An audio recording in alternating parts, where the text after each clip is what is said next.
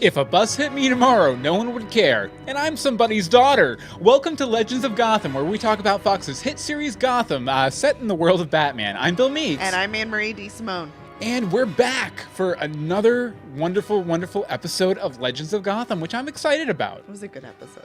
Well, yes, it was a good episode of Gotham. I hope we will have a good episode of Legends of Gotham. Yes, me too. Yeah. Which, if you guys didn't know, we stream this live every Tuesday night at 8:30 p.m. EST at live.universebox.com, and we even have a chat there. A little less sparse tonight. That's fine, though. We have our good buddy Win in there, which is always fun. But we have noticed that a lot of times, if there's a... yep, and I forgot to turn the music off. But a lot of times, if there's a really good episode, that there's not so much feedback. We did get a lot of feedback, but not a lot of chatters, unfortunately. Right. But we're going to get into the Gotham talk and everything, but we wanted to go ahead and let you know that, stick around through the whole Gotham conversation. Because we're also going to be talking about the Batman v Superman trailer that dropped this weekend, which I've watched about 60 billion times already. I've watched it twice. And I have some things to say about it. Some very harsh things, not about Batman v Superman, but about Marvel movies. No, I'm just kidding. All right, Amber, you want to go ahead and get us started with the rhyming, riddling episode summary, if you could? Sure. How does an ogre become a seducer? By making his face a tiny bit smoother.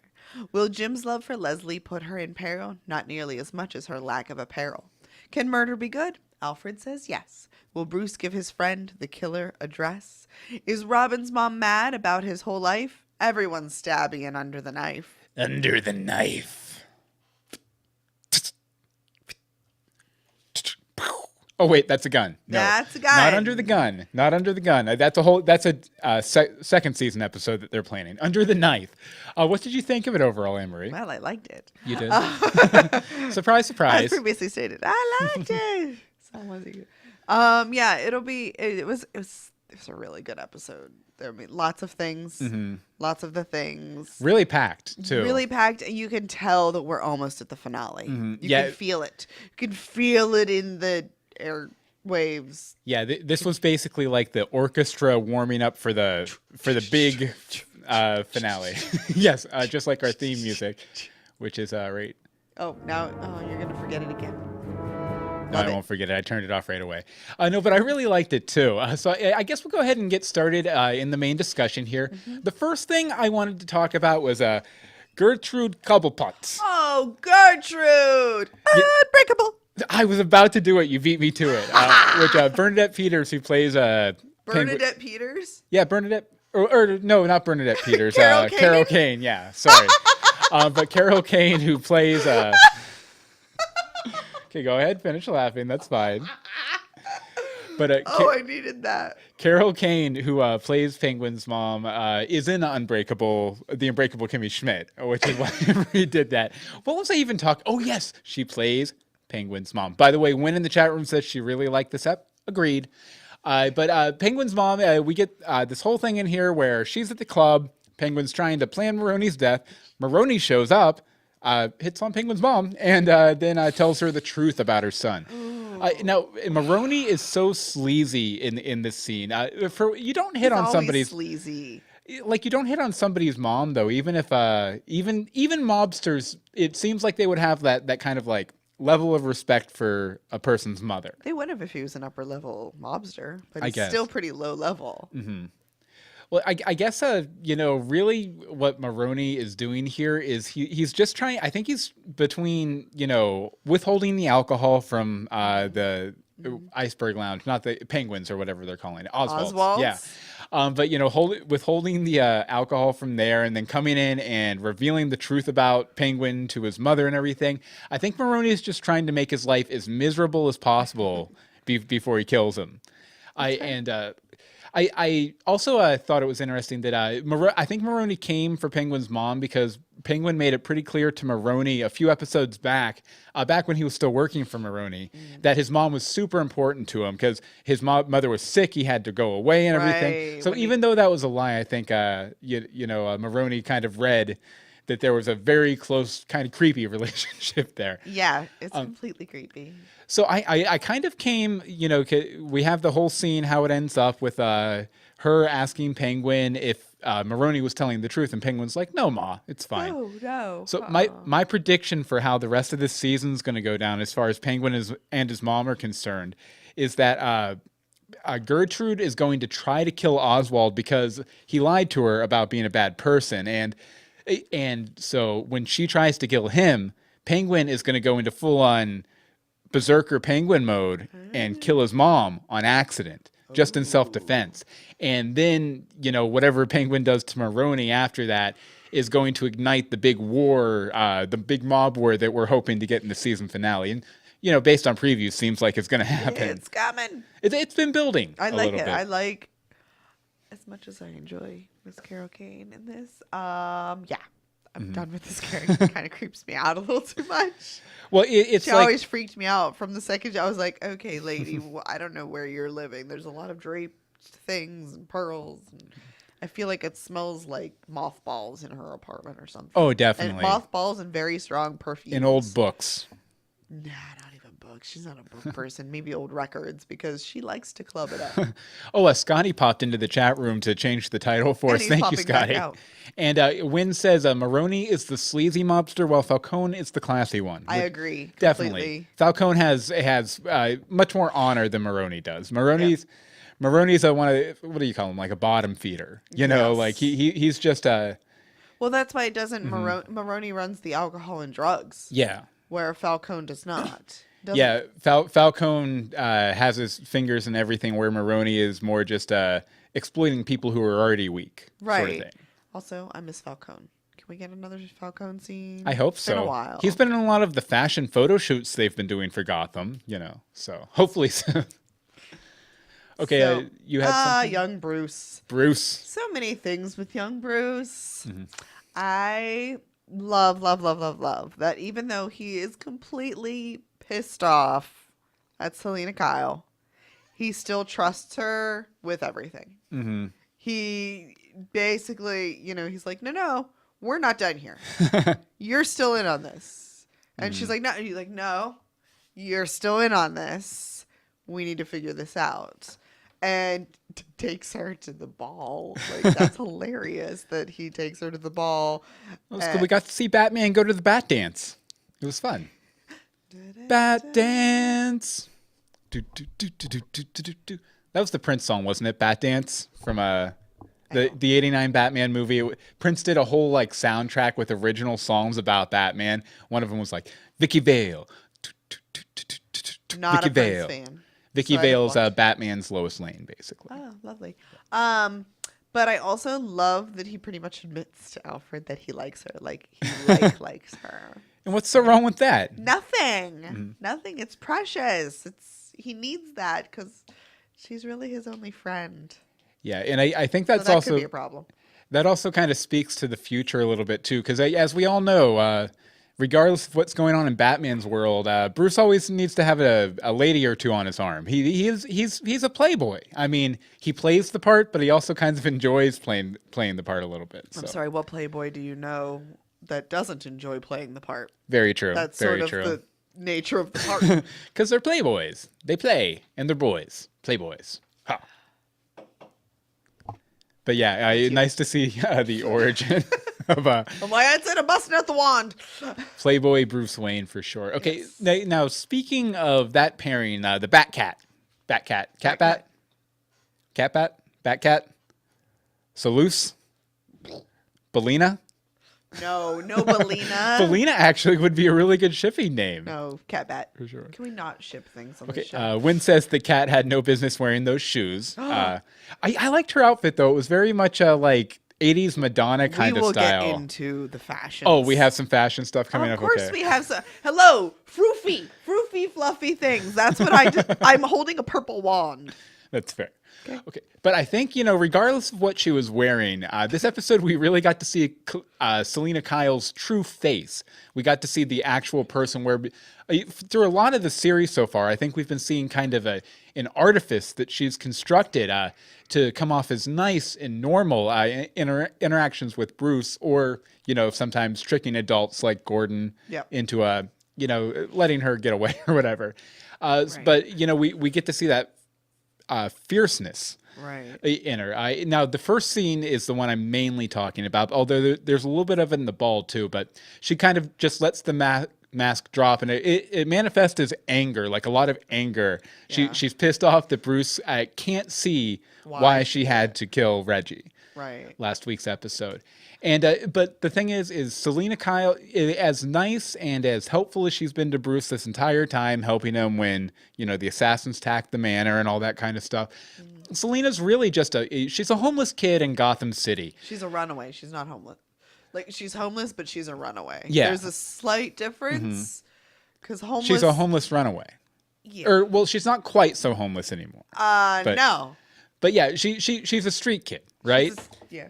And we've seen the types of people that she runs around with too. Yes. And so I really think that she's probably already done worse things than pushing Reggie out a window for less moral reasons. Because I mean, at the end of the day, she killed Reggie, but she did it to save her and Bruce's life. Right.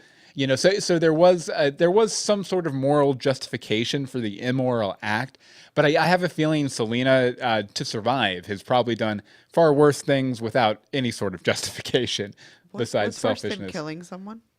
I don't know. Okay. Killing 2 people. You think this isn't her first kill? I don't know. I could see her, I don't know, stealing something from somebody who needed it, or... I'm pretty sure it's her first kill. Okay, maybe not I'm just worse. saying, She's probably done a lot of bad things. Exactly. Yeah. For far more vain reasons. Yeah, I'm sure. this is probably not her first time at the criminal rodeo. No, it's definitely not. But that first scene, especially, minus the guy who showed up who she got to walk away or whatever, definitely the best Bat, Cat, or Belina scene so far. Stop with the Belina. It very much like the classic dynamic between Batman and Catwoman. Bruce likes her and he trusts her, but he can't approve of her methods. Still, for now, he needs her. You know, if he doesn't have her, he's going to have a lot more trouble getting to Bandersnatch or whatever his name is. I forget what his name is. But Bumbleslaw, Bunderslaw. yeah, exactly. All I keep thinking is coleslaw. Or as Reggie would say, Blockersticken. I had no idea what he was ever saying. Yeah, I was like, why do you give the really hard to pronounce name to the really thick Scottish accented junkie? It's awful. Bad news. So awful. But I think once the whole Wayne Enterprises issue is sorted out and the murder and Bruce figures everything out and gets Bandersnatch and Flunderbat out of there, that he's probably going to go ahead. I would imagine he's probably going to turn Selena in. Oh. For her own good. Because right now he needs her. I don't know about that. Right now they're kind of in on this together and everything. But I think once everything gets worked out, like he wants her to live a happy life, so he's going to want her to get, you know, into the system and maybe get some help or whatnot. She's in the system already. Get sent to the doll maker. So I'll talk about them because they weren't in the episode. Call back. Oh Oh yeah, this was fishless. I don't think he'll actually turn her in because he has to incriminate himself. Well, what did he do that was wrong though? He was there. He didn't stop her. He's an accomplice. Yeah. He's still involved. So. And I guess she could totally be like, yeah, but he helped me. Exactly. Like I had my hand on one butt cheek, he had his on the other, and we both pushed. Yeah. Yeah, something like that. Something like that. So Selena. There's a lot of Selena tonight. Yes, that's fine. It's okay. We like Selena. We do like Selena. Cat girl. Cat girl. Belina. No. Hashtag Belina. No. I say no. I say yay. She's very protective of Barbara. I think she understands that Barbara's very weak and can't seem to get her act together. Yeah. But like her face when she sees her with the ogre at the ball was kind of scared for her, or like it's like she recognized him. She knew this dude's up to something. Oh, or like, do you think that she's had a run-in with the ogre? Or? I kind of think maybe not necessarily a run-in. Not like a run-in, because she's photograph alive. in the suitcase. Yeah, she's run-in. not in the suitcase, but I think she's seen him around and maybe seen his smarmy ways somehow. I mean, she doesn't exactly go to bars. I don't know, but she definitely, I feel she recognized him. Yeah. So that was a little weird, and the protectiveness seemed to.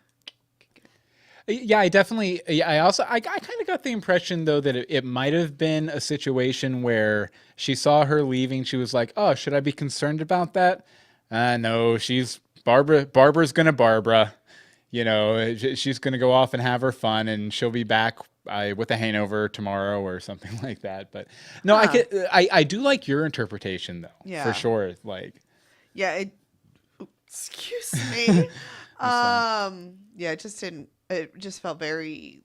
She was concerned. Mhm. She saw something there, which is weird that she seemed a little almost surprised by the really bad sketch that she calls Jim on. Yeah, I do like that.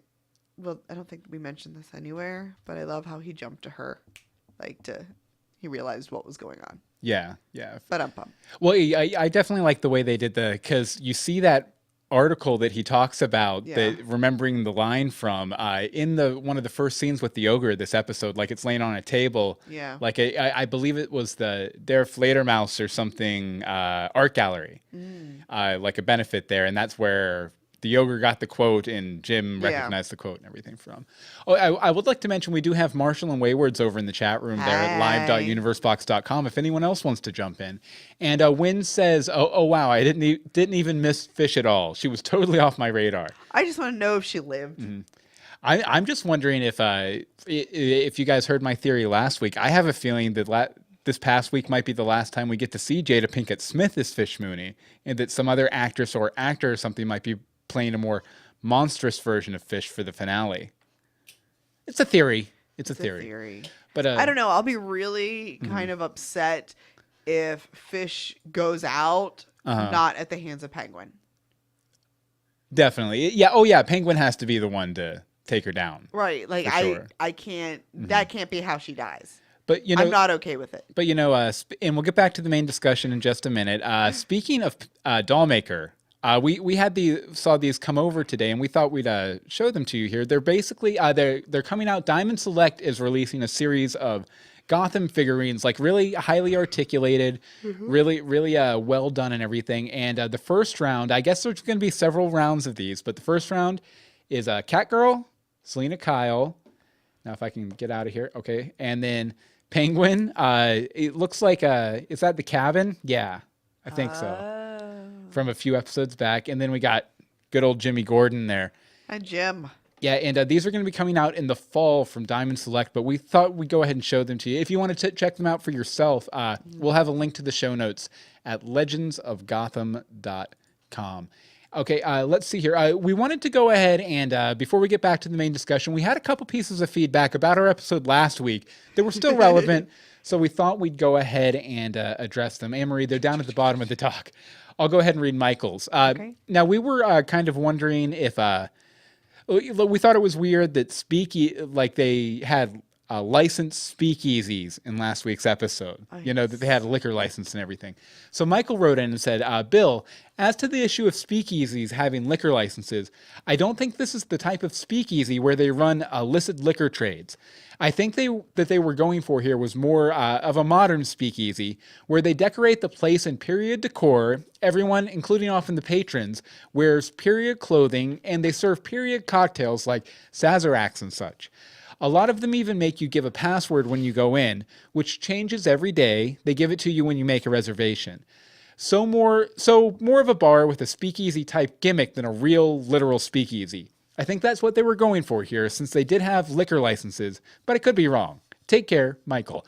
And I can see that. It kind of like a Renaissance fair for the urban set.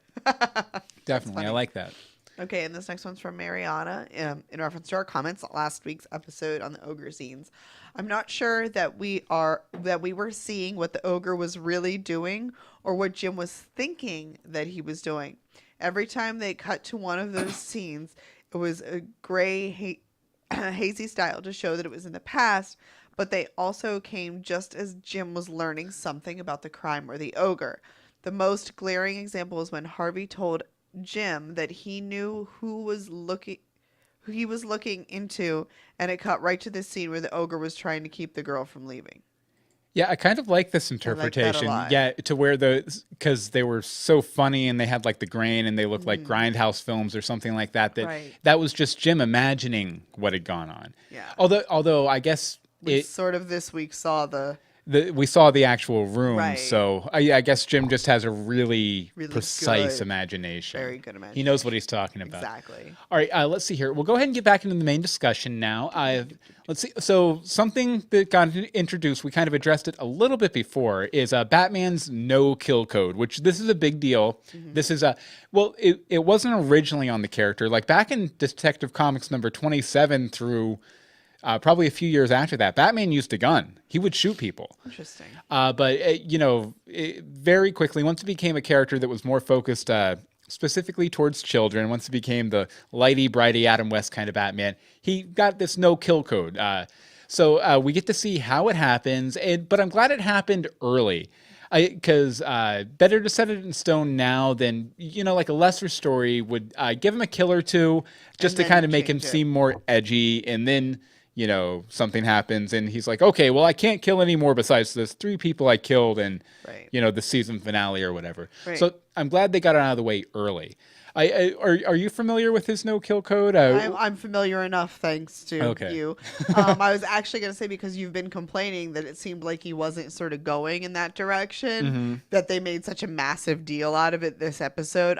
When I was watching, I was like, oh, thank God. Yeah. Because I just could hear the little Bill voice in my head. Oh yeah, I would have been upset if they had let little Bruce kill anyone or anything, for sure.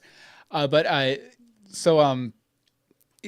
one of the main things really with Bruce is I think the reason he comes to hold this code and everything is that he realizes that even especially when he wants to kill, it's very important that he doesn't, because crossing that line from not being a killer to being a killer is a one-way trip for him, just because of the psychological damage he has. The code thing is the only thing that keeps Batman out of Arkham, more or less. If he lets himself cross that line to become a killer, which is an arbitrary goal that he based on his own personal morals. To be clear, I mean, cops kill people. Is that moral or not? Who knows? Depends on the situation. Depends on the cop. But if he let himself cross that line, he'd be a supervillain the next day. You think? Yeah, I think if he crossed that line once, it would just open the floodgates, and he would basically be a darker version of the Joker. He would be like that level of crazy. Interesting. Yeah, this code I think is really the only thing keeping Batman out of Arkham, and I'm really glad to see them. Go ahead and give it to him. Yeah, staying with it. Although a young Bruce and Arkham storyline would be kind of fun. That'd be interesting. That would be very interesting. Definitely. Okay, so the ogre. We've touched on him. We haven't really dedicated too much to him, which is weird because that's the main thing in these episodes. Yes. Because we didn't talk about him too much last week either. No, it was his introduction. I love that he went after Barbara to hurt Jim, and was just gonna kill her. Mm-hmm. But then was like, yeah, I like you. I'm gonna keep you for paint me like one of your French girls. Yeah. Type of situation. Yeah, you're my kind of crazy. You are my kind of crazy. There was many different things, they were making such connections. It was a little scary. A bit. A little scary. You kind of see Barbara go dark, which was neat. I'm entertained yet a little creeped out because he saw the invitation and he made a $10,000 donation to attend the ball. Well, he has access to all of that. That lady's money. Van Groot money. Right. No, that's not the part that freaks me out. It's the part from when she said, well, what would you have done if I hadn't come? And he said, I'd have been very disappointed. And the way he looked at her, he was like, no, I'd have been disappointed in you. I don't know. That's how I took it. And we see what happens when he's disappointed. Yeah, you die. With Lamb, for example, from last week's episode. This is dinner. So that was a little creepy. Does Harvey have anyone for the ogre to go after? Because right now he's only going after Jim. Jim has a partner. He's seen Harvey at all of these things. I'm sure he's just going after Jim's peoples. Well, does Harvey have anyone who would care, or he would care about? Right, that's what I'm saying. It doesn't seem like he has anyone. Yeah, minus a random flirting with that girl from the Scarecrow episodes and stuff. We haven't really seen him form an attachment any Right, and his well, old I mean, partner. but I mean, he could have. I don't know if he has family because Mm-hmm. it seems like this guy tends to try and go after family too. Yeah. So I don't know. Does he have a cousin, sister? Mm. I don't know. Anybody? Harvina Dent or Harvina Dent. Harvina Bullock. Sorry. Oh, wrong Harvey. So hard having two prominent Harveys in this series. Yeah, we haven't had the other one very much. That's true. Okay. Who gave the dude the name the ogre? Mm-hmm. Because they seemed quite surprised by his previous appearance, where he looks like an ogre. Yeah. And they already had the name in the case file. I don't know. Maybe he gave it to himself. Maybe. I don't. Did he sign any of those notes or? Oh, Marshall has to leave. Bye, Marshall. Bye, Marshall. Thanks for stopping by. Woohoo. Download the episode and watch it later. Yep. I don't know. Like, I'm just curious where the name came from because his father literally said he knew nothing about him, hasn't seen him since the first kill, where his mother rejected him. Yeah.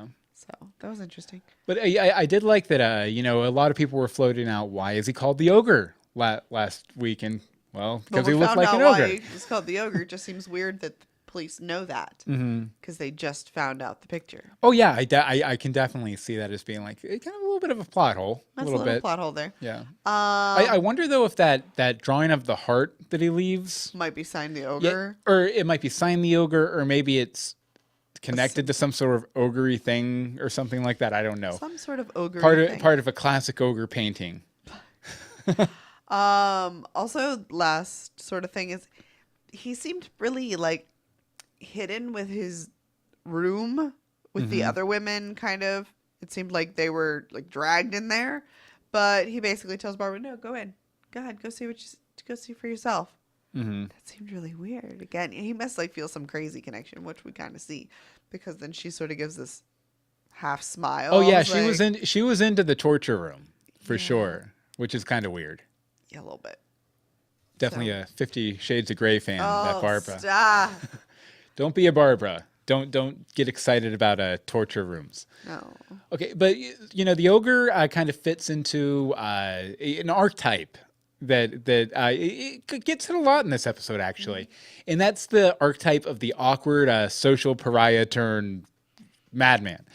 And so the ogre is a disfigured kid who freaks out when the society around him, Mrs. Van Groot, rejects him. And so from that point on, he decides to make his fantasy life his reality. From the first killing Mrs. Van Groot, to the surgery, to every woman he's kidnapped and tried to turn into the perfect woman. He's trying to bend reality to his wishes, make reality how he wants it to be, that's most beneficial to him. Now, like you said, he definitely, I think, he felt a real connection with Barbara, more so than any of the others. The other ones were physical, and he was hoping it could grow into something more. Barbara's his kind of crazy. That something more is there already, like right from the beginning. Those two would be terrifying together. Yes, definitely. Like, can you imagine them wreaking havoc on Gotham City? Oh no, because she's perfect for a supervillain. Yeah, I'm really hoping, and we've been talking about this all season, that they are angling her to becoming a supervillain. And obviously, if she's down with the ogre, probably she's going to be the ogress. The ogress. The ogress. So the ogre, lonely kid turned serial killer. It's an original take on an old concept, and it only feels a little overplayed because of a regular cast member's part in this episode, which is Ed. Oh dear. Oh dear. Oh dear. Oh dear. Oh dear. Oh dear. Oh dear. Oh dear. Oh dear. Ah. No, but he totally stabbed that dude, right? So. So in this case, we see another example, and this has had a bit more fleshing out because we've been seeing it over the entire season, of a socially awkward pariah getting pushed to the edge. Now, Officer Doherty, Shannon Doherty, Officer Doherty, didn't make Ed do this, I don't think. I don't think he was the thing that made Ed do this. Bullock and Essen and everyone basically in the GCPD, besides Jim, made him do this. Now, Doherty happened to be the one that pushed him just over the line. Yes. But to get to the line, he had everyone else it's pushing been him building there up. the entire series and probably his entire life. Right. Because, I mean, he didn't just become this way In a 5 few minutes before the months. pilot started or Right. whatever. No, that didn't happen. No, so I don't think that Officer Doherty was responsible for Ed crossing that line. I just think he happened to be the guy who was there when Ed finally cracked. And I also think it probably hit him a little harder than it would have, just because Kringle rejected him first and rejected him for this guy, and then this guy's beating her, and he's like, ah! Yeah, he's like, I wouldn't do that. Yeah, well, really, at that point, I don't think it's even so much I want to do that. More just like, how could you pick him? Like, I'm obviously logically the better candidate here. But my big question is, how is Kristen Kringle going to react to this? Now, her last boyfriend we saw at the GCPD, I forget his name, but the guy who was ousted and everything. But he seemed like he might have been an abuser too, because I mean, a couple times Ed walked in on her crying or like them having like a thing. So I'm wondering, is once she realizes Ed did this, is she going to thank Ed, or is she just is she one of those people that just sort of gravitates towards abusive people and relationships, and is she going to be mad at Ed and go try and find another abusive relationship to kind of fill that hole, or is she going to turn him in, or what's she going to do? What do you think? Oh, Wynn says Ed was a watermelon flavored Fruit Loop in this episode. Very apt description. Ed. I'm not sure what's going to happen. I'm kind of curious myself because you almost want her to gravitate towards him, but I think that kind of puts her in danger too. Yeah. Like, I feel no one is safe now. See, I'm still kind of holding out hope that he's going to completely go off the deep end and she's going to come along with him. And together they're going to become the Riddle Man and Kringle. Riddleman and Kringle. Riddleman and Kringle Woman. I would love to see them as like a villain duo of some sort, like a We're costume. just making all sorts of villain duos tonight, aren't Definitely, we? definitely. Okay. No, but like a costume villain duo, like Gotham's first costume villain duo or something, and then maybe Kristen dies at the hands of Bullock. Season 2, done. Except not. Oh, maybe season 3 then. No, but it should be interesting to see how it all plays out. But I guess, we'll have to wait. And I hope I can get that cleaned up before someone notices. I mean, all those subway cars flashing there was around all there. sorts of stuff there. Like, he seemed to almost be walking away. I'm like, you're walking with a dead body in front of your car. Yeah, your car's right there, Your man. car. There's probably blood on your car. Yeah. On your nice, beautiful green car, which was very appropriate. I didn't even notice that. Little subtler than the question mark on the coffee mug, I guess. Yeah, they probably got hit for that. Excuse me. So, but Ed is such an amazing character. Like, that watermelon scene where, yes, he is a watermelon flavored Fruit Loop, but he was practicing stabbing watermelons. Like, he was practicing killing someone. Yeah, that's the thing is it felt very much like a callback to the exact motion he was making in the watermelon scene. Yeah, It was. Like, he was like, oh, this was the one that worked. Stab, stab, stab, stab, stab. Yeah. Like, that was crazy. Well, the whole stabbing scene in general was really interesting because, like, he does it once just kind of like it's a self-defensive thing, and he pulls out almost immediately. The guy's like, what? And then he's about to come for him, and he's like, oh, I need to do that again because he's coming at me again. And then the guy's pretty much incapacitated, and he's like, wait a second. That was fun. No, I think it was more, wait a second. Okay, he's stopped now, but if I don't kill him, I'm done. And so then he just like gets really he starts stabbing, and then he starts getting really, really happy about it, and then he's happy and he's sad and he's oh dear, oh dear, oh dear, oh dear, like completely all over the place. Oh dear, oh dear. Yeah, oh dear, it was. Yeah, his face really just ended up being a perfect mix of being scared, being terrified of like any kind, and being thrilled of the first kill. Like. Like when he was laughing, you couldn't tell if he was laughing or crying through most of it. Yeah, I also liked the way his hair ended up getting messed up. Made him look a lot like the Enigma from Batman Forever, played by Jim Carrey. Oh, yeah, like I don't know if you've ever seen him. with the floppy. Yeah, hold on, I'll try and find a picture here. Okay. Just because it's relevant. Let's see here.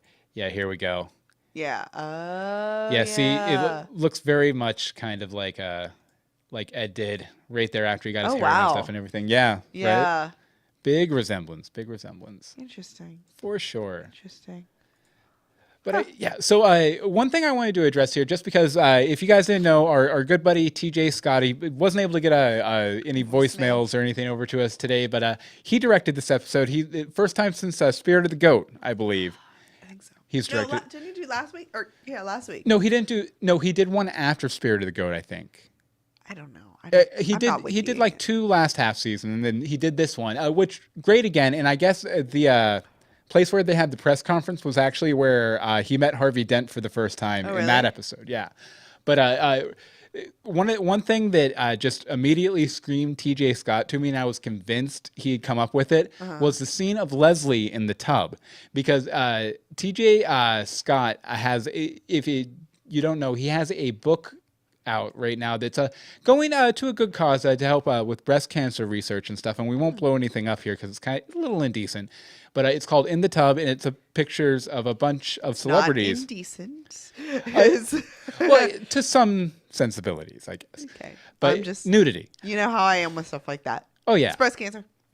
But yeah, it's just a bunch of different celebrities, as it says, in the tub. And so when I saw that, I was like, oh, that had to have been TJ Scott who put that in there, right? But no, I guess not, because when John Stevens, the writer of tonight's episode, tweeted out that about the tub scene, I was like, oh, that had to have been TJ Scott, right? And then TJ wrote me back and said, nope, that was actually in the script that John Stevens wrote. And then John Stevens tweeted me and he was like, yeah, it was in the script I wrote, but it was Danny Cannon's idea. So those of you who might have been fond of seeing Leslie Tompkins in various states of undress in the tub, ultimately, you have Danny Cannon to thank. You have Danny Cannon to thank. Okay, let's see. Hold on. He did Arkham. He did Spirit of the Goat. I had to look now because that's what happens. Oh, he didn't do last week. Okay, he did just do this week. But I did think that whole scene was kind of like a fun takeoff on sort of a slasher movie kind of thing with her like hunting the cat through the apartment. See, you think it was a fun take on a slasher film, and I'm like, why are we seeing her in the tub? I don't need this. Although I did think it was funny when we were watching it. As soon as she finds the cat, you were like, "Man, if I had that knife in that cat, I'd stab that cat." And then she puts the cat. Or you said something along those lines, like maybe she should deal with the cat like that. And then she puts her out on the windowsill, and she's like, "I would skin you," or something like that. Oh no, it had nothing to do with the knife. It had to do with the fact that she was running around in a towel that was barely covering her. Oh, okay. That was my issue. I'm like, you're hunting a cat in a towel with a knife. Exposed legs in a cat hunt? No, it was you don't not want the that. legs I was concerned about. Well, I'm saying that's where the claws are. Like cats are vicious. Cats are evil. Stop hating on the cats. I love cats. I want a cat.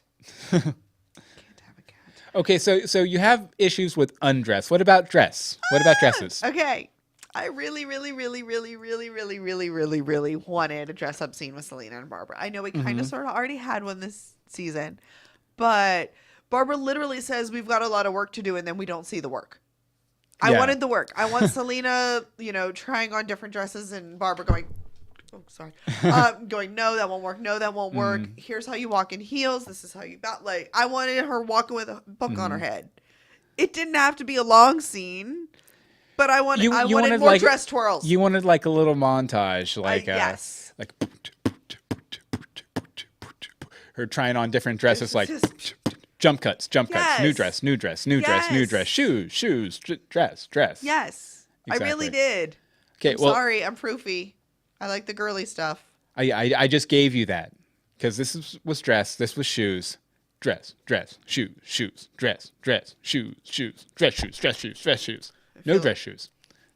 Wynn says cats are awesome. They are, Wynn. They really are. I disagree. Yeah, well, that's because you're allergic to them. Okay, well, out of 173 scratched out ogre face pictures, how many scratched out ogre face pictures do you give this episode? 150. Why? Well, I really liked it. And there was lots of good things. I feel like I needed just a little bit more to make it over the top amazing this week. Like, it was really good. There were lots of good things. But I don't know, we're so close to the finale. I feel like it should be moving a little quicker. Mm-hmm. Does that make sense? Yeah, I can see I mean, that. it's still, I know a lot went on, but it still seems slightly slow. I can see that. It also feels like some of these, like they feel the need to hit X number of characters every episode. Sometimes it feels like, I don't know, maybe last week's Penguin story, this week's Penguin story, maybe mixed up with a little bit of next week's would have made like a really good kind of A plot for the episode.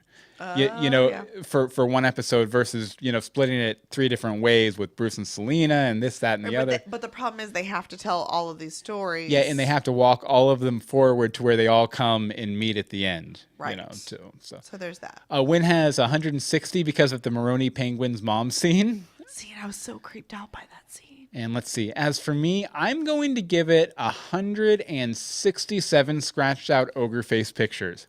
Because I thought it was a really strong episode. Probably definitely the strongest one since we came back. Which, I mean, there's only been 2. Like yeah. But made me more confident that I'm gonna like the way that the ogre story wraps up. If nothing else. I'm really excited. We get that next week. Definitely. Huh. So stay tuned for that. Stay tuned. Okay, well, we're going to be talking the Batman v Superman trailer, some news and some letters and stuff here in a minute. But first, we wanted to tell you a little bit about our Patreon. Anne-Marie, you want to do the honors? Sure. Currently, we are running a Patreon where you can make a monthly donation towards, us and producing awesome, fantastic content. Patreon.com/universebox. Yes. Right now, we have 23 people donating for a total of $150 a month, you. which is awesome. Thank you so much. Definitely. Right now, we produce 3 weekly podcasts, but we'd really like to see this number go up so we can up the amount of content that we can send your way. You can donate anything from 10 cents up, anything that you feel, we're worth it. We'll give you some great rewards. There's free books, exclusive content. We're going to be putting together our next patron exclusive hangout, probably in the next week or 2. Look for things coming up.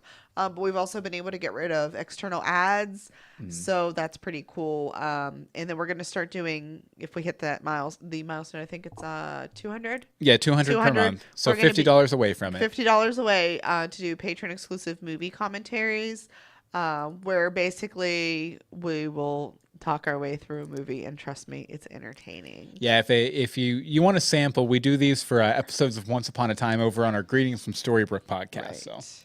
So, and I'm sure we'll do some Gotham ones or something over the summer. Probably over the summer. So patreon.com/universebox, and we'd really appreciate anything you could throw our way. Yeah, and definitely thank you to everyone who supported us Absolutely. so far. You guys are awesome.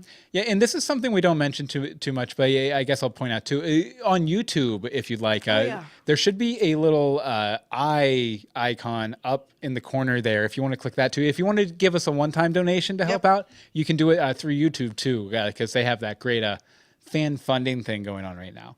Okay, so we're going to go ahead and talk about the Batman v Superman trailer real quick because, it's big, it's out, it's Batman related, so we're going to do it. So why don't we go ahead and watch a quick clip of it, and then we'll discuss it. So here we go. I'll go ahead and make this a little bigger here.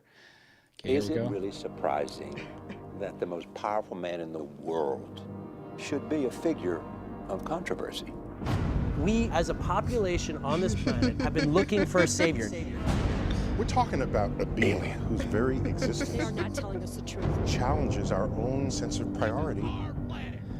Okay, well, we won't play the whole thing, but basically this is this, and we'll have the link in the show notes at legendsofgotham.com, but this is a fan edit that uses the Christopher Reeve version of Superman and the Adam West version of Batman. That's fantastic. And switches them out. So it's a lot of fun, but a really fun trailer overall too. We have a few people checked in over Twitter over the course of the day to let us know what they thought of it. Wynn said, these two bring out the worst in each other, so the trailer makes me sad. It's visually stunning, though.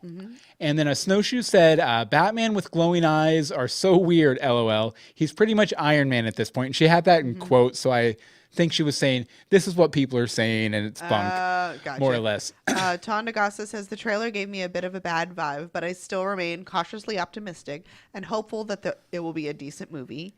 Shauna Piranha says, "Where's Lois?" And Scotty Rowland says, "This is the Batman v Superman we deserve."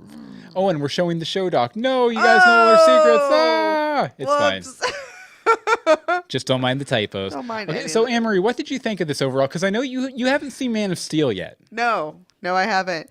I'm intrigued. Mm-hmm. I'm intrigued, especially after doing the Superman episode of Universe Box last week and doing the Gotham podcast. You're throwing me into comic world where I flounder. I'm like, Well, that's because you haven't built up a tolerance to it yet. I really should have by now, but Probably. I'm surrounded. Surrounded.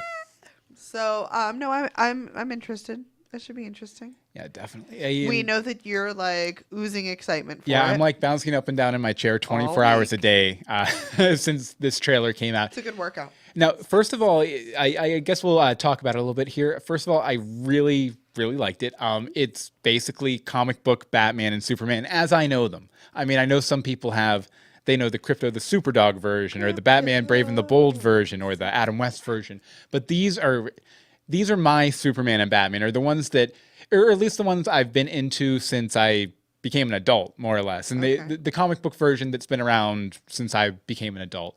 Now, some of the best Superman stories, and we can see in this trailer with the false god stuff and the people with the face paint and everything, it's going to be a big theme.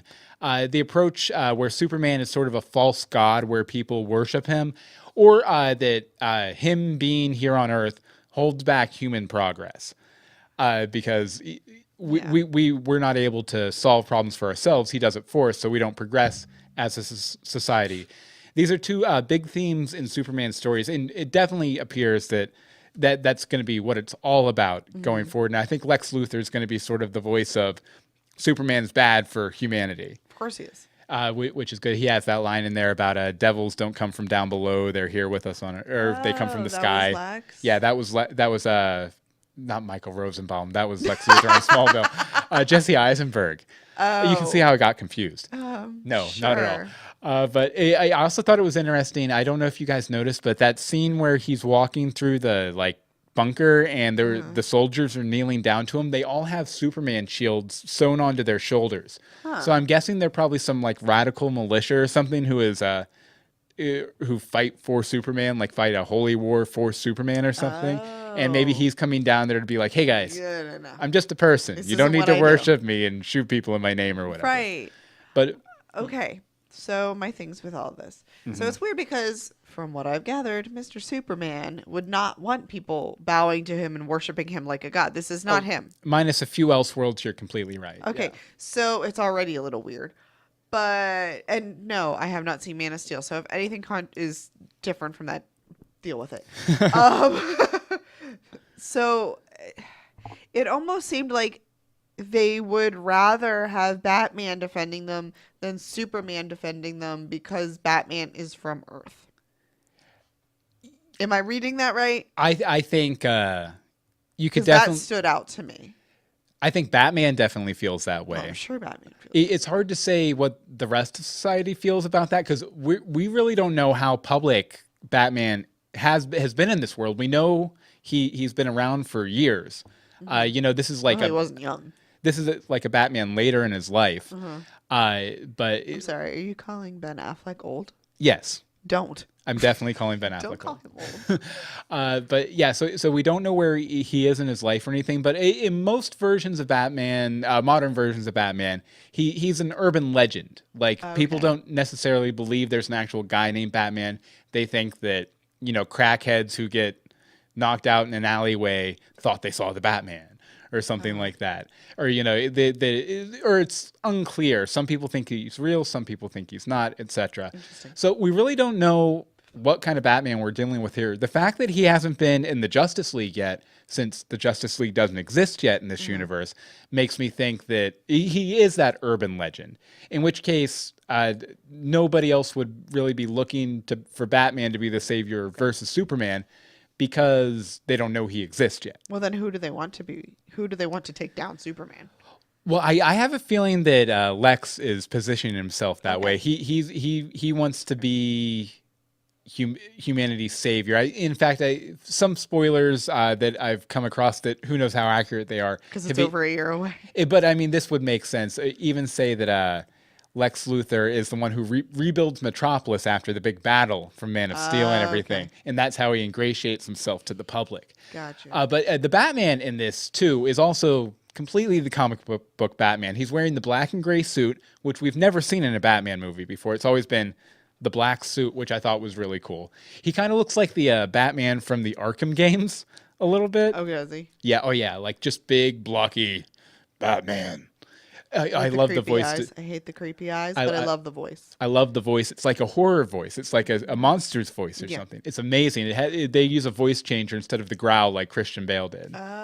The one thing that kind of creeped me out, especially in respect to what we were talking about with Gotham this week, how Bruce will not kill anybody and blah, blah, blah. And this Batman goes, "You are going to bleed," basically. I was like, you are not the right Bruce. Well, and this is good because it kind of leads into my next point. Merry Christmas. This is a Batman way late in his life, and I want to say, based on something I think I saw in the trailer, maybe a Batman who's been dealt a tragedy recently. Because I'm pretty sure I see the Robin costume behind him in that scene where he's staring at the Bat costume. I'm pretty sure I see the bow staff and the Robin costume in a case behind him, which would indicate to me that in this timeline, the Joker has killed Robin like he did in the comics. Interesting. So in this, I know when Robin died in the comics, it sent Batman down a dark path for a while. Well, I can see that. It's his young child. Yeah, but I can totally see, that being the case here where Robin got killed and then this alien comes in and destroys a major city that, Wayne Enterprises probably has a lot of holdings in. I would imagine. Yeah, but so I could see him maybe kind of dipping into the dark side of himself a little bit. Although something that always bothers me in Batman movies, he has the no-kill rule unless he's in a vehicle. If he's in a Batplane, if he's in a Batmobile, shooting everybody up. All the cars are blowing up, people in them. Batman doesn't care. But one-on-one, he's not going to snap your neck. He'll just give you a concussion. Okay. Which is good. Now, one thing that they kind of stress here, and I guess in the IMAX version that they showed, they stressed even more so because they have a scene where Superman and Batman are running at each other to butt heads, like right at the end. But it's the big battle, the Batman v Superman. Now, me personally, I'm not really sold on this aspect because they're super friends. They should, they're friends. They're the world's finest team, Batman and Superman, and they should work together towards the common goal of justice, right? I can definitely understand it. It's a common trope. Two heroes meet, they have a misunderstanding, they have a fight just to see who would win, and then they move on to fight the villain. So as long as that's the structure we're working with here, where Batman, Superman face off, then they come together to fight, I don't know, Lex Luthor or whoever the big bad of the movie happens to be. But it's always Lex. Yeah, but if they kind of structure it to where, I don't know, Superman's the protagonist and Batman's like the bad guy and the entire movie is the two of them fighting, I'm going to be disappointed. Yeah, you are. Like, well, for one, like me personally, I'm not a huge fan of like big, long drawn out action sequences. I like more character moments or like small sort of wide shot choreographed fight sequences. So if that's going to be the case, I'm not going to be too happy, but I feel like it's going to be okay. I'm pretty confident seeing this trailer that it's going to be okay. What do you think, especially about that whole like Batman versus Superman? Does that excite you or does that? Well, I mean, everything I know, Batman and Superman are friends, so there's that. Saying goodbye to Win in the chat room here. Aww. There goes our last strike. Yeah, and we have to remember, too, that this is their first meeting. Although, if a bunch of time has passed since Man of Steel, you'd think that Superman would have made his way over to Gotham City to check out the rumors about the guy in the bat suit or something. Yeah, but introduce himself. Yeah. Well, I don't think we'll do the arbitrary scale because obviously it would be 100% for me. And Anne-Marie would probably be... a question mark, because I still have no idea what I'm looking like at. That question mark, that Riddler question mark on the... I am the Riddler question mark. Column in the trailer, too. Okay, so now, on to the news. News. First up, the ratings. Now, on Fox, Gotham matched last week's series low, 1.5 for adults, 18 to 49. What? I have a feeling this is going to be adjusted up at some point. It has to be. Yeah, because 1.5 is low. That's like Flash numbers, and Gotham has always done way better than Flash. Go look at the numbers. I'm serious. Okay. People talk more about Flash online. Gotham has been doing way better than Flash or Arrow. Interesting. Up until the past 2 weeks. Of course. Well, remind me, and I'll look at the adjusted numbers before next week. Oh, that's fair. So we can have a little update there. A little update. Okay, next up we're going to watch the trailer for next week, which is called The Anvil or the Hammer. So let's take a look here, and there's something I'm really excited about. You know what I'm capable of? I Yeah, love me- it. No idea. Yeah, Jim Gordon's desperate. I miss all the fun. Penguin with the Tommy gun. Gotta love that. The ogre with the knife to Barbara's throat. But also with Jim and Harvey were in the ogre's thing. Oh, were they? Even good men have secrets. Good men do have secrets. And Bruce. then they open up the fireplace. into the What- Bat Cave. Shh, spoilers. No, I'm kidding. What could Speculations. be in behind a secret compartment in I- Wayne Manor? I mean, I Who have knows? no idea what could be behind the fireplace in Wayne Manor. It does kind of surprise me though that they would reveal the Batcave in the next season finale instead of in the season finale. That feels like a season finale moment, you know? Who said we get to go in it? That could be the Oh, like that could be the closing scene. that could be like the cliffhanger. They open it, starts to open. It starts open black, Gotham. Gotham. just like that. But yeah, it should be pretty interesting. By the way, you can get the links to all of these stories in the show notes at legendsofgotham.com. And next up, we got, and this is kind of spoilery, so if you want to go ahead and Totally skip ahead a spoilery. minute, go ahead. But Bruno Heller, the showrunner for Gotham, made a little indication of what we're going to be seeing as far as a big bad for next season. So, Anne-Marie, you want to... Read that. Yeah. I would say you're not going to see teases of the Joker before the end of this season because the beginning of season 2 is a big Joker-oriented or how the Joker came to be kind of story. Heller told comicbook.com in an interview. Beginning of season 2 is the very earliest origins of how the Joker came to be. Definitely. So, yeah. I'm assuming the Joker is Jerome. One can only assume. Yeah, we will see. But yeah, the Joker is definitely the season 2 big bad. You So know what that's we should've official. done? What? Hey, look at this Joker. Look at this Joker Look all at over this town. Look at this Joker. He's a stupid Look clown. at this Everybody look at this Joker and laugh at That him. kid is Ha, ha, ha, ha, ha. creepy. We did it. There you go. We can't have an episode without the look We of really this Joker. can't. It's just awkward. No, but it definitely makes sense too because the Blind Fortune Teller was episode 16, which was supposed to be the last episode. So Exactly. that was supposed to be the big reveal. Oh. You know, that was supposed to be the big, oh my God. So basically, this entire half season Mm-hmm. was thrown together. It has been them spinning their wheels. Well, I would assume that the Blind Fortune Teller would have had the mob war happen in it too. A percentage of the mob war. Yeah, something. Yeah. But yeah, it should be interesting here. And let's see, we already talked about that and that. Okay, so now time for listener feedback. Now, when you get done watching the episode next week, what I need you to do is I need you to open that secret door you keep behind your dining room table, walk into your torture chamber, pull a saw off the wall, chop off your own hand, use the other hand, email us, legendsofgotham@gmail.com, tweet us at Legends of Gotham.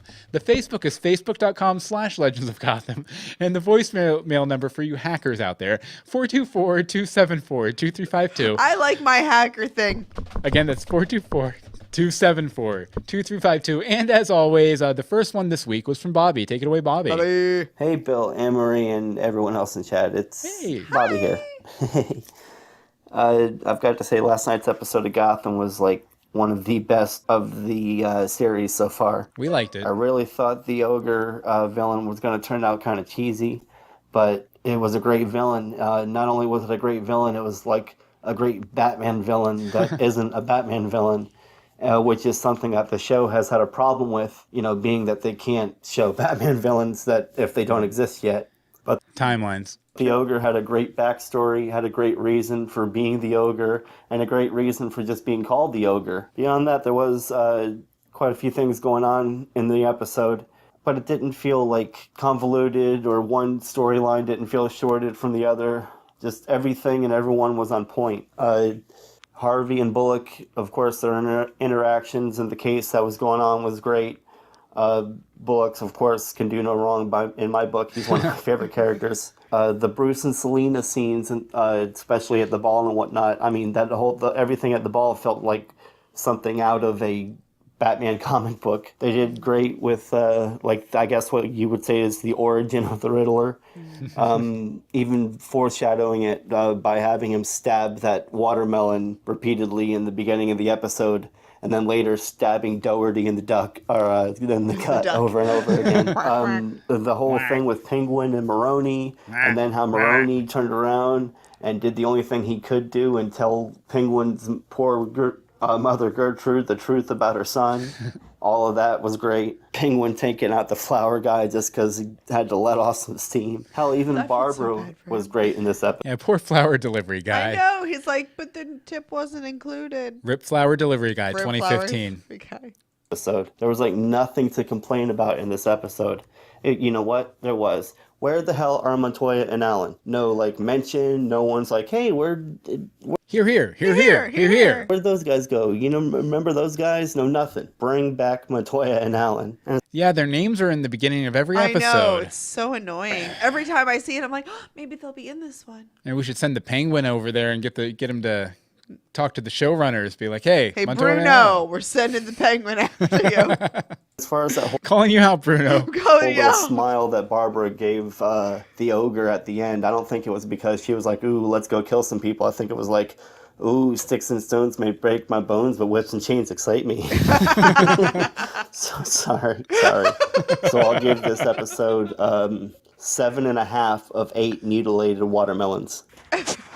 And I give your voicemail 10 out of 10 slightly awkward at the end voicemails, Bobby. Thank you very much. Thank you, Bobby. Okay, Mom with Moxie on Twitter said, holy smokes, I still can't believe an hour flies by that fast. Yeah. And Pastor Batman had a quick question, said, Shirley Bill's keen eye caught the Flatermouse Gallery reference. Is this Barbara's art business? Maybe.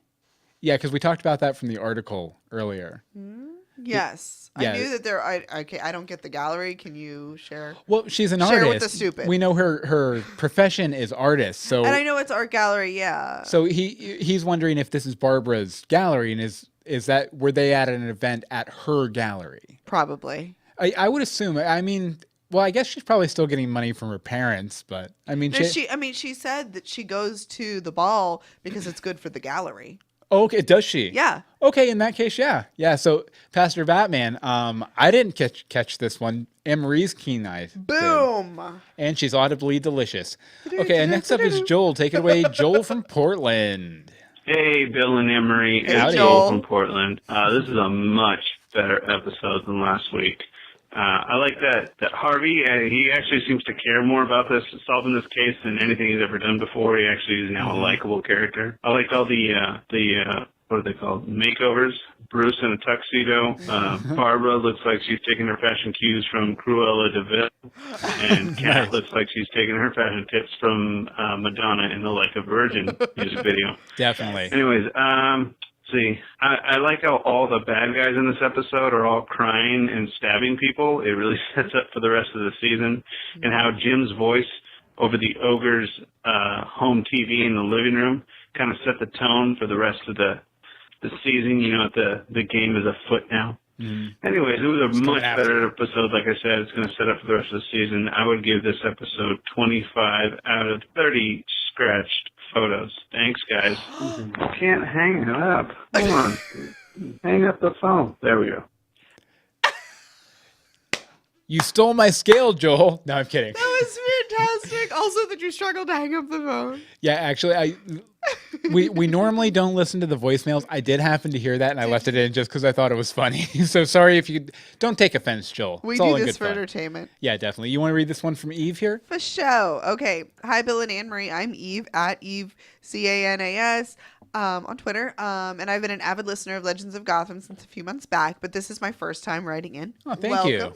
Thank you, Eve. I really enjoyed the episode, and in comparison to last week's Beasts of Prey, the plot was more consistent. Maybe it's because a lot of the points established last week were finally developed, and there was no fish mooning. Hear me out. I love Jada, but whenever there's a fish scene, it seems to be out of place with the rest of the events, and I can't help thinking, meanwhile, in Gotham.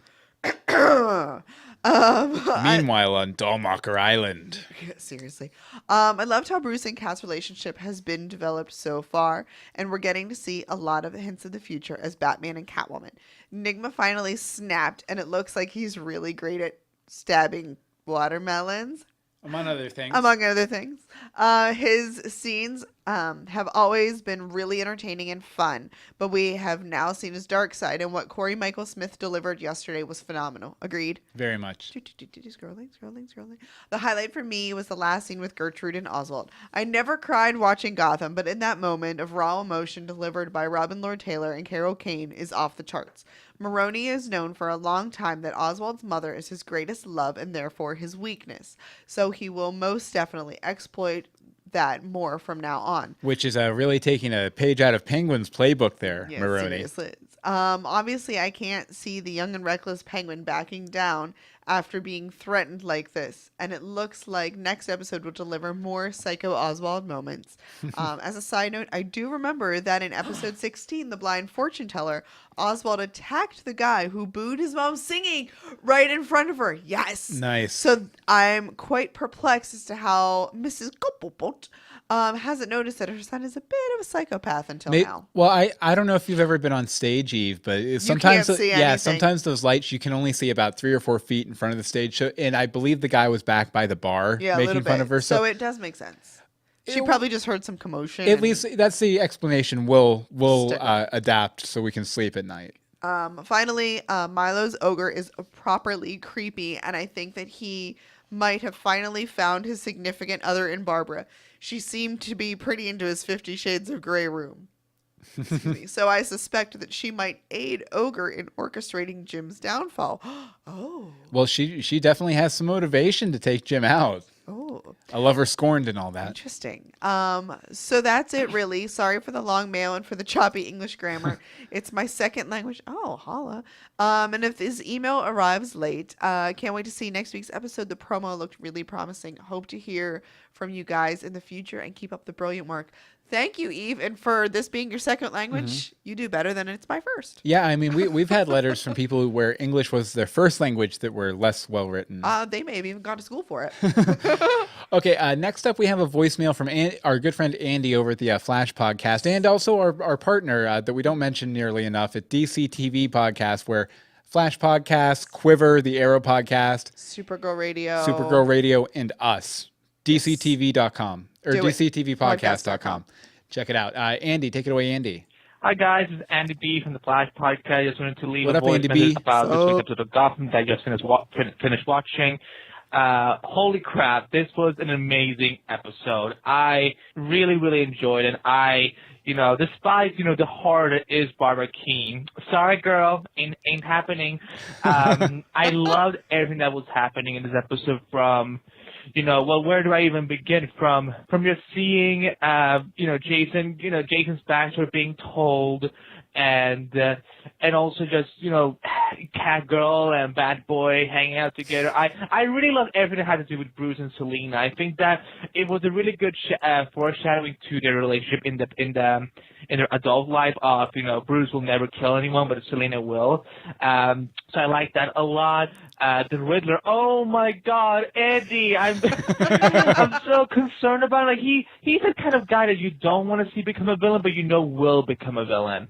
So I was devastated about that, but I thought it was haunting to see that scene just take place, and I loved the whole episode, and I could ramble about it forever, but yeah, I really loved the Eddie thing, and also an Oswald Cobblepot being busted to his mother, and yeah, Maroni is he better watch his back. But overall, really, really good episode. I'm really excited to see these 2 remaining episodes of season 1, and I will be talking to you guys soon. So have a good one. I can't wait to hear what you have to say about this episode. So take care. Thank you very much, Thanks, Andy. Andy, yeah, I can't believe 2 episodes left, and then the reckoning. Oh, wait, we haven't done this in a long time.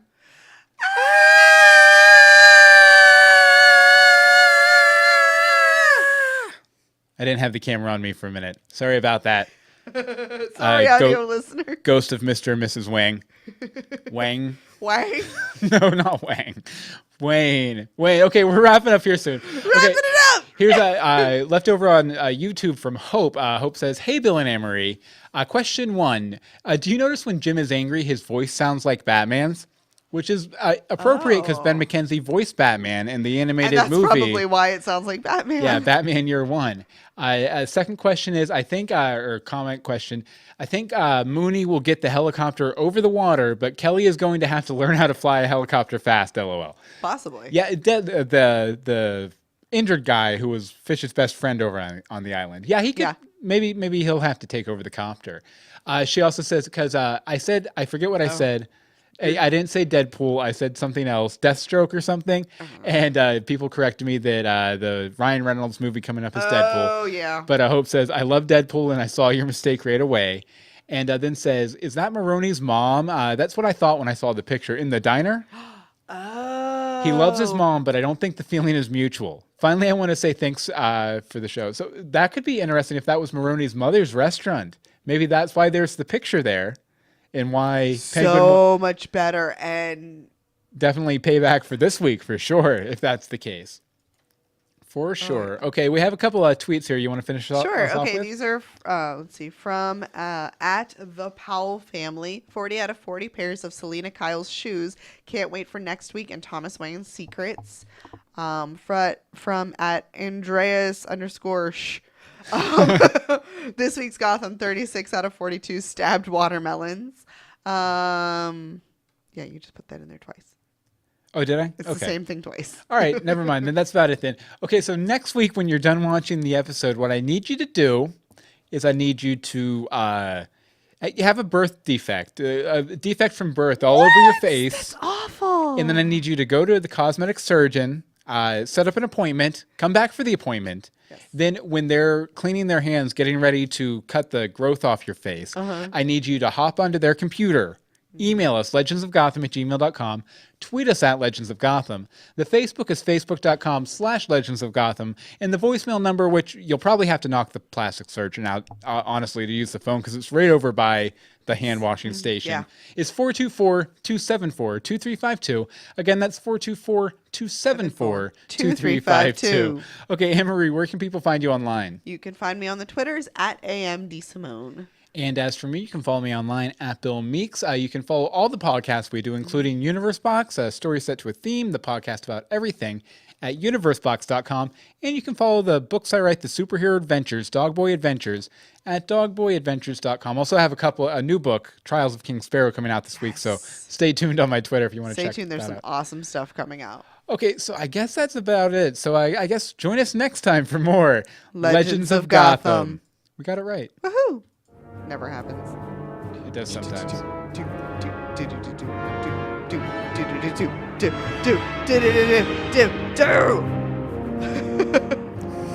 I have issues.